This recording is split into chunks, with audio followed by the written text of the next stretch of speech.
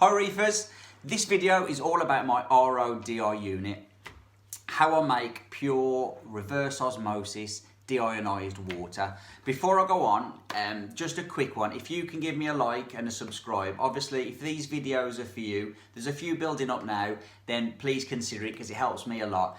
Any comments you have, put them down below. Anything that you'd like to see. I've got an Evo, I've got a frag tank, I've got useful knowledge. So if you think I wouldn't mind seeing a video of that and you want me to host it, then please leave some comments below and I can add it to my list. So moving on, my RODI unit, I have it to make pure water.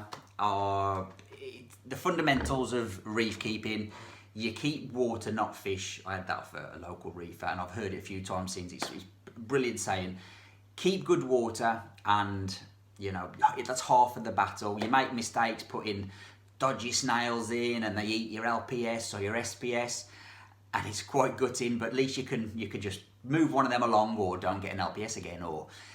But long term, your water needs to be crystal clear. Now, why get an RODI unit? You don't have to at all. There are plenty of fish stores out there that sell it. One thing you can guarantee when you make your own is the quality of it. That's one thing that is a given. So for me, it's peace of mind. So I know if there's anything going on with the tank, it's not my water. So I can move on to the next thing.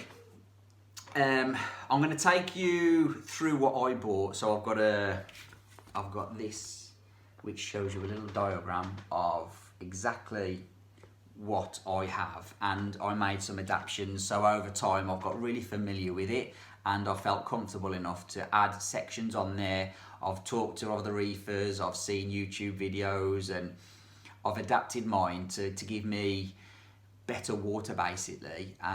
Again, not things that I need to do. Mine isn't completely fully automated. I don't have any ball valves. I don't have any flood detection systems or anything like that. It is quite old school. It's the unit. If I forget about it, it's going to flood the place. It won't flood the place in my case, but it would flood the place in a lot of others, in other people's circumstances. I've got two outlets that I can switch. One's inside, one's outside. But for me, even the one inside, it's in the garage with a 2-inch decline. It goes out. My RODI unit is by my garage door, which you'll see in a bit. So either way, if I forget about it, which you do, I'm not perfect. And I'm sure a lot of you have done it in the past. If you've got one set up already, then it all goes out. So it's covered my back there. I've put it at high level, relatively high level. It's still easy maintenance. And yeah, it's out the way, and so it's practical. So if you're considering doing one, then you've got to think about where you can put it and where would the wife not mind it being. My old one 9 years ago, when I used to have a Red Sea Max, it was housed under the sink, and I used to have to put my tub in the sink, and it didn't go down well. And I wouldn't do that again. It was just a faff, and if I ever forgot, luckily it go down the drain. But if you ever forgot it and it was in a room, or I put it to the side, I got two going on and I've put one on the floor and forgot about it, it's not worth thinking about. It's just, for me, I've got to try and eliminate the problems, the problems that might happen. And let's face it, with these tanks, I know they're crashing things, but a lot of it is escape of water. So yeah, I'm just going to show you around mine. Hopefully it's going to be of use to you. Any comments down below, how I can improve, I'm always open to that. So yeah, I'm going to just take a quick look at this, the instructions that came with it, and just go through the different kind of layout, because it looks a lot better on paper than it does out there. And don't be, when I say that, you'll see tubes running.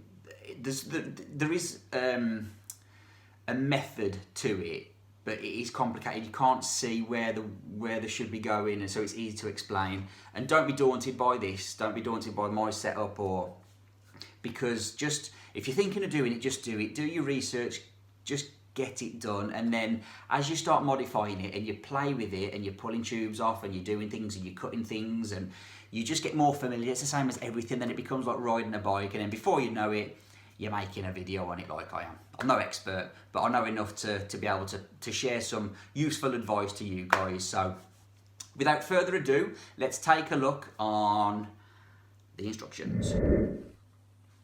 Okay, so just before we go over into the garage and see my setup, I just wanted to go through it and show you on this diagram, because there's less pipe work, it's just quite straightforward. So how it goes is we have an incoming main, whether you tap onto an outside type tap or tap into a mains cold water pipe. However you decide to do that, you then take the water, it goes into chamber number 1, and this is a sediment filter. It takes out quite large particles, medium-sized particles. It's all basically, these two are trying to protect this. So this is like a polishing stage, and the other units that I've got of resin, they're a polishing stage. So you want to take as much as you can out. These are a couple of pound, and these are a little bit more expensive, probably about £5, £6, £7. Sediment filter takes out the large particles, like I just said. Once it's gone through there, it goes into a chemical stage. Carbon removes chlorine and things like that. It doesn't remove particles, it removes, like I say, chemicals out of the water. So after stage 2, it then comes up in this nice short little pipe, not as short as mine. Mine's a lot longer than that, sorry. It comes into here, and this is your more expensive membrane. So you're talking probably £50, £60 for this. So the whole idea is to keep these replenished. I replace mine every 6 months, and keep this lasting as long as you can. Now, as you'll see in the video, I'll follow on to this in the garage, is I have TDS meters placed around. So I have a TDS meter so I know what sort of water I've got coming out. I usually get about 360. Then I have one as it comes out of here, and literally as it comes out of here, and it goes down to about 8 total dissolved solids. So then I have my other 2 units. So after it comes out of here, it would normally, out the box, it would normally go to a water bucket for me to store, and the wastewater goes into a nearby drain. What I have, just imagine these are additional canisters. I have this one and I have this one. So as it comes out of here at 8 parts per million, it goes into my resin block. So it's another tube, takes it into here. Now it gets it down from 8 to 0. But as this starts becoming tired and full, it could leach. I have another tube linking these two, so it could start halfway through a fill getting to 1 parts per million, and this one will just make sure that it doesn't, it's always 0 as it leaves. So that's my additional part to it. There is a self-flushing flow restrictor, and I'm not going to go into that at the minute. That's to help prevent this, so it flushes it every time you use it and pre-use, but you do end up using a lot of RO doing that. So what I have done, and I've got this off another local reefer, is put a T, so it bypasses this, and you flush it and it actually tees off to the outside here, so you don't put anything through these unnecessarily, because this is the expensive part. This is quite expensive, and this is, the RO resin is quite expensive. So that's something that I probably won't go into, because it's just maybe in another video. But that's basically it, guys. So yeah, there you go. Okay, so here is my unit. So this is what was on the drawing. That there, that's the sediment filter, that's the carbon, and that's the cartridge that pulls out the finer sediments and things, the most expensive one. So all this is preserving that one up there. These are optional extras. So this is a 3-point TDS meter. So I've got a point there, it measures the quality of the water. I've got a point up here, and I've got a point over here. I'll go into those in a minute. So this is my tap. This is specifically for my RO. So the white pipe goes there. Now I've got my first inline meter here, so it gives me a reading of the water that comes in to straight from the ground basically. So that averages around about 360 here, 360 parts per million total dissolved solids. You follow that white tube, it goes over, as we talked about, it goes into this sediment filter. It then goes into the carbon, the chemical stage, chemical filtration stage.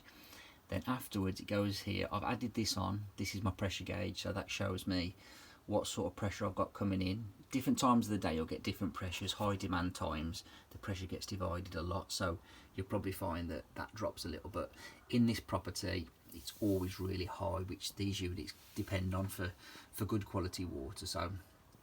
So then it goes into that top filter, and that's where it really polishes down to 8 parts per million in my case. Now this is where the blue pipe is my good water, and that's where normally from factory this ends its journey. This blue pipe would be taken into a storage container, and that orange pipe is my waste. But in this case, that blue pipe, it comes down the back here and it gives me another reading, so I know this line 2, I know exactly what comes out of there, so I know this usually reads about 8 parts per million. It goes into here, and in theory this should get it down to 0, and I know that because as it comes out I've got my 3rd meter, so if that ever jumps up to 1, I know it's time to change this. If midway through this starts to creep up to 1 part per million, this will last a while because it's only taking out a tiny amount. So yeah, that'll just make sure that 1 part per million gets to 0, and that comes out. It comes down here, and I've got a little switch here that I can divert, so it'll either come out inside or it'll go outside, so I can fill up inside or outside. So that's one of the adaptations I made, just, you know, making it more practical for me.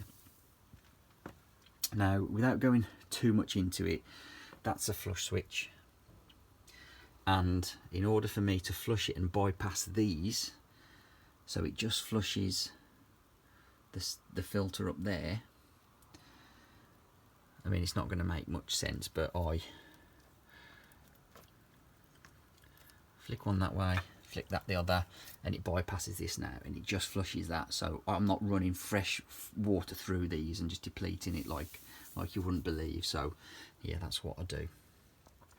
But like I say, it's a little bit more advanced. It's just something that I've done, I've picked up off people over time. So yeah, there it is, out the way, pimped up a little bit, but like I say, it's just want to, that's perfectly acceptable, you know,